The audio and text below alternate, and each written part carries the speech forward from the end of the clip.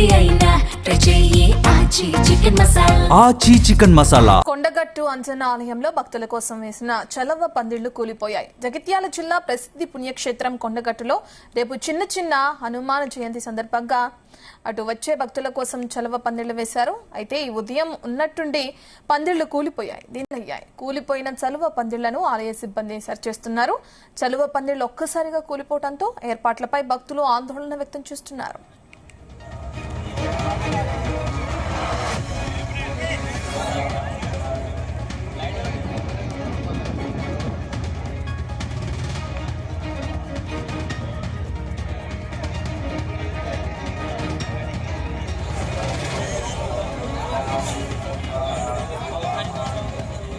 ఇదే విషయానికి సంబంధించిన డీటెయిల్స్ అందించడానికి అటు నిజామాబాద్ నుంచి మా ప్రతినిధి సాయిలు అందుబాటులో ఉన్నారు.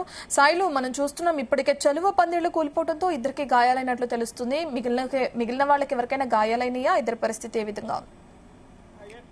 ఈ రోజు ఏదైతే జగిత్యాల జిల్లా ప్రసిద్ధ పుణ్యక్షేత్రమైన మన కొండగట్టు అంజన్న ఆలయంలో ఏదైతే భక్తుల కోసం ఏర్పాటు చేసిన ఈ చలువ పందిళ్లు ఒక్కసారిగా కుప్పగూలడంతో అక్కడ ఇద్దరికి బ్రాహ్మణులకు గాయాలయ్యాయి తీవ్రంగా. అయితే వారందరినీ ఆసుపత్రికి తరలించడం జరిగింది. అయితే ఈ చిన్న హనుమాన్ జయంతి సందర్భంగా వచ్చే భక్తుల కోసం ఏదైతే వేసవి కాలం దృష్ట్యా విపరీతమైన ఎండలు ఉన్నాయి, ఇది చాలా ప్రమాదకరమైన ఎండలు అని చెప్పేసి ముందస్తుగా హెచ్చరికలు చేస్తున్న క్రమంలో ఈ చలువ పందిళ్ళు అనేది పెద్ద ఎత్తున ఏర్పాటు చేయడం జరిగింది. అయితే ఈ క్రమంలో అవి కొద్దిగా నేల కొద్ది ఒక్కసారిగా కుప్పకూడడం అనేది జరిగింది.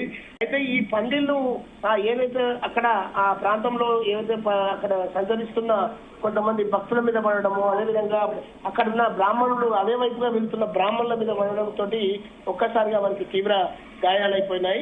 అయితే ఈ ఉదయం ఒక్కసారిగా ఉన్నట్టుండి కుప్పకూలిపోవడంతో అక్కడ ఆందోళనకరమైన పరిస్థితులు ఏర్పడ్డాయి. వారంతా భయభ్రాంతులకు గురయ్యారు. ఈ పందిళ్లు కూరడంతో ఈ జయంతి సందర్భంగా వచ్చే భక్తులు ఇంకా ఎక్కువ సంఖ్యలో పోటెత్తడంతో ఇక్కడ ఏదైతే ఈ కొండగట్ట హనుమానం అనేది చాలా ప్రసిద్ధి తెలంగాణ ఈ ప్రాంతంలోనే, ఈ ఉత్తర తెలంగాణ ప్రాంతంలో కొండగట్టు చాలా ప్రసిద్ధి చెందడంతో ఎక్కువ మంది భక్తులు ఈ హనుమాన్ జయంతి కోసం పెద్ద సంఖ్యలో అక్కడ తరలి రావడం అనేది జరిగింది. ఈ క్రమంలో ఇంకా అప్పటికప్పుడు ఏర్పాట్లు అనేది ఆలయ కమిటీ వాళ్ళు ఏర్పాట్లు మళ్ళీ చేస్తున్నారు. ఈ చలవ పందిళ్లలో పునరుద్ధరణ కార్యక్రమం అనేది కూడా జరుగుతుంది. అయితే ఈ ఉత్సవాల సందర్భంగా భారీ భద్రతను కూడా ఏర్పాటు చేస్తున్నారు. దాదాపు ఈ ఏదైతే ఎస్పీ అక్కడున్న ఎస్పీ అశోక్ కుమార్, అదేవిధంగా డిఎస్పీ రవిచందర్ వారంతా ఆ ప్రాంతంలో పర్యటించి పూర్తి బందోబస్తును ఏర్పాటు చేయడం జరిగింది. దాదాపు 750 మంది పోలీసులతో ఈ భారీ బందోబస్తు భద్రతా ఏర్పాట్లు అనేది చేయడం జరిగిందని చెప్తున్నారు. అయితే ఈ దీక్షకు ఏదైతే చాలా మంది ఉత్తర తెలంగాణ ప్రాంతంలో ఈ హనుమాన్ జయంతి సందర్భంగా 41 days ఇక్కడ ఏదైతే వాళ్ళు హనుమాన్ దీక్ష అనేది చేపడతారు, వారంతా పెద్ద సంఖ్యలో కాలినడకలు రావడము, అదేవిధంగా ఈ హనుమాన్ జయంతికి దర్శనం కోసం కొండగట్టు అంజన్నను దర్శించుకుంటే అన్ని సర్వ పాపాలు మాకు తీరుతాయని చెప్పేసి కోరుకున్న కోరికలన్నీ నెరవేరుతాయన్న ఉద్దేశంతో అనేక మంది ఇటు దీక్షాపరులు కానీ భక్తులు కానీ పెద్ద సంఖ్యలో ఆలయానికి పోటెత్తుతున్నారు. అయితే వీటన్నిటిని దృష్టిలో పెట్టుకొని ఆలయ కమిటీ అనేక ఏర్పాట్లు అనేది ఇంకా చేస్తున్నారు.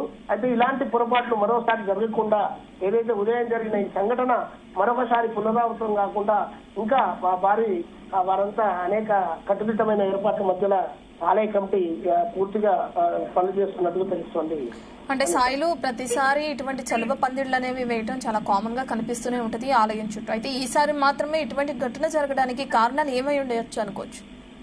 సో ఏదైతే భక్తుల సంఖ్య పెరగడము, తర్వాత అక్కడ ఏదైతే ఆలయ కమిటీ ఆదరాబాదరగా అంటే ఆర్భాటాలకు పోయి అక్కడ సరైన పద్ధతిలో నిర్మాణ పరంగా అక్కడ ఇంజనీర్ల సూచనలు కానీ సలహాలు కానీ సరైన తీసుకోకుండా వాళ్ళు కేవలం తూతు మంత్రంగానే ఈ పందిళ్లు వేయడం అనేది జరిగిందనేది ఒక ఆరోపణ వస్తుంది. అయితే దీని కారణంగానే ఏవైతే అవన్నీ బరువు కూడా పైన చలవ పందిళ్ల మీద కొద్దిగా అవన్నీ బరువు కూడా ఎక్కువైపోయి తర్వాత గుంతలు సరిగ్గా వాటిని ఏర్పాటు చేయకపోవడం అనేది ఇవన్నీ ఒక కారణం. అయితే అక్కడ లోపం అంటే పర్యవేక్షణ లోపం అనేది పూర్తిగా లోపించింది అనేది మనకు కనిపిస్తుంది. అయితే ఆలయ కమిటీ ఇటు ఏర్పాటు ఏదైతే భక్తుల కోసం పూజా కార్యక్రమాలకు సంబంధించిన ఏర్పాట్లలో తలమునకలయడము, తర్వాత ఇక్కడ వీళ్ళందరినీ భక్తులను ఏదైతే వీళ్ళందరికీ చలవకు దానికి ఏదైతే అవన్నీ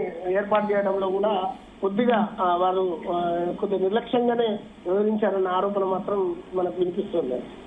రైట్, థ్యాంక్ యూ సాయిలు.